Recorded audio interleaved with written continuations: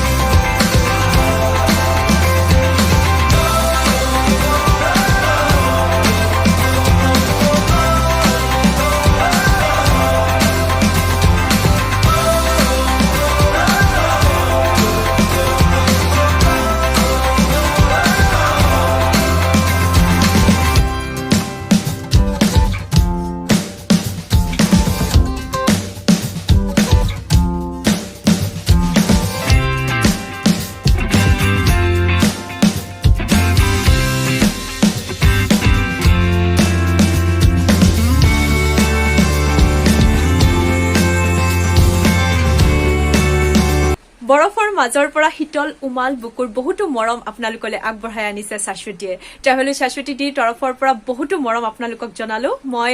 বহুদিন আহিব পৰা নাছিলো তাৰ কাৰণে দুখিত কিন্তু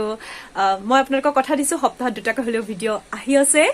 আপোনালোকৰ মৰম আশীৰ্বাদতে মোৰ ফ্যামিলি ডাঙৰ হৈছে আৰু যাতে ফ্যামিলি ডাঙৰ হওক মই হে আশা কৰিছো আসলে ডিসেম্বৰ বহুত কেইটা মই শুট কৰি থৈছিলো এটা এটাকৈ লৈ আহিম কেনেকৈ মই ইয়াত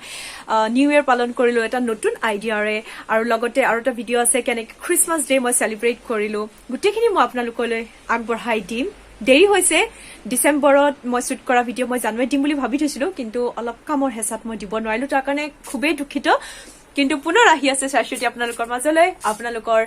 মৰম আশীৰ্বাদত আৰু আগবাঢ়ি যাতে মই যাব পাৰো কামনা কৰিছো আৰু আশীৰ্বাদ জনাব গোটেই চাৰিফালে দেখিছেনে বগা বগা হৈ আছে গতিকে এই ভিডিঅ'টোৰ জৰিয়তে আপোনালোকে এষ্টনিয়াৰ পৰা ইউৰোপৰ পৰা আপোনালোকক মই দেখাবলৈ চেষ্টা কৰি আছো বৰফৰ